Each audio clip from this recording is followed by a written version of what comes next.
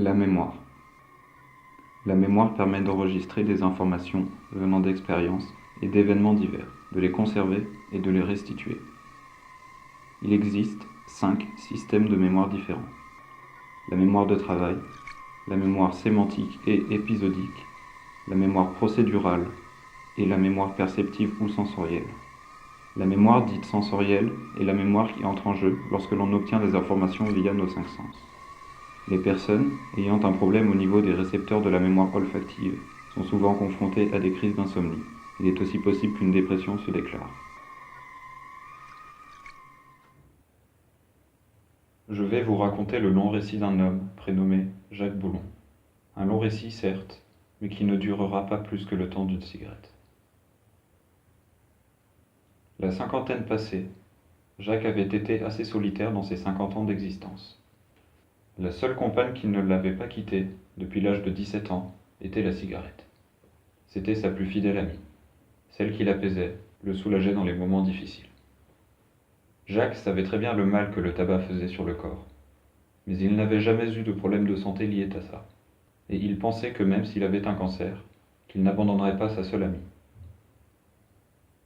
Justement, son ami le rappelait à l'ordre. L'envie de fumer lui devenait importante. Il se leva alors de son fauteuil, où il stagnait depuis maintenant 1 heure. Il attrapa le paquet et sortit dehors, dans la cour de sa maison, héritée de son grand-père, et rejoignit le coin fumeur, où un siège et un cendrier l'attendaient. Néanmoins, il préféra rester debout, car il ressentait des douleurs dans le dos et une plus vive dans le bras droit. Le siège resta donc vacant. Il sortit un des tubes blancs du paquet et le cala en équilibre entre ses lèvres. D'un geste plus rapide, il lança ensuite sa main droite en direction de la poche droite de son pantalon où se trouvait son briquet. Jacques apporta avec sa main droite le briquet au bout de la cigarette qu'il tenait près de sa bouche avec sa main gauche. Et il enclencha la molette du briquet pour laisser apparaître l'intense flamme rougeoyante. À cet instant, il ressentit une vive douleur. En effet, la flamme du briquet venait de lécher le dos de sa main gauche, et, dans un geste instinctif, il retira violemment sa main de la proximité de la flamme. Dès lors, une odeur nauséabonde s'échappa de cette rencontre entre la flamme et les poils de la main de Jacques. L'odeur en résultant le gênait énormément. Il ressentit une sensation de dégoût. Après quelques instants, il apporta la cigarette à sa bouche et en inspira la fumée. Ses poumons s'emplirent de ce volupte de fumée, et après un court moment d'inaction, il expira la fumée dans un souffle libérateur. La nicotine contenue dans le tabac lui provoqua une sensation d'apaisement, et dans un élan de concentration, il revint à se demander pourquoi cette odeur de poil brûlé lui avait occasionné une telle gêne. Il inspira une nouvelle fois la fumée, et l'expira dans un long soupir. Dès lors, une vague image lui revint en tête. Il se souvenait être allongé sur le sol, avec lui semblait-il des visages humains penchés vers lui. Il se souvenait surtout de la vive douleur qu'il avait ressentie à ce moment-là. Il lança un rapide regard vers sa main droite, qui tenait entre l'index et le majeur la cigarette.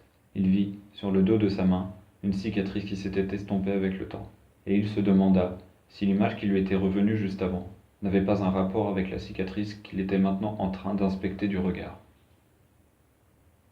Sa mémoire lui faisant défaut, il se souvenait maintenant que la scène où les visages penchés sur lui devenaient ceux de pompiers. Mais là s'arrêtait la limite de ce qu'il arrivait à se souvenir.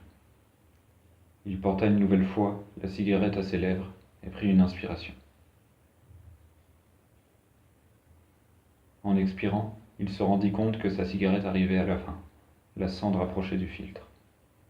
Il n'avait pas savouré cette cigarette. D'un seul coup, il ouvrit de grands yeux écarquillés. Il semblait se rappeler des circonstances de ce soi-disant accident. Il resta stupéfait pendant plusieurs longues secondes. Il avait l'air troublé. La dernière cendre de sa cigarette tomba. Il ne restait plus que le filtre orange entre son index et son majeur. Son expression faciale était redevenue complètement normale. Il écrasa le cadavre de sa cigarette dans le cendrier et se dirigea vers la porte d'entrée. Il ne semblait pas marqué par ce dont il venait de se souvenir. Jacques avait oublié.